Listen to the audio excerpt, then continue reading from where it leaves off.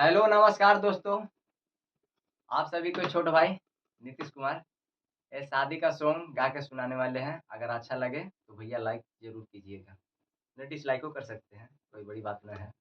अगर चलिए भैया, तो आप अच्छा लोग लगे लाइक तो लाइक कमेंट फॉलो जरूर करिएगा ज़रूर भैया मेरा कीजिएगा। आगे के। इससे हम लोग का हौसला बढ़ता है, इससे और अच्छा वीडियो लाने की कोशिश करेंगे। हम लोग तो भैया चलिए अभी भैया गा के गाने सुनाते हैं। सीखने का प्रयास कर रहे हैं भैया, ये नहीं कि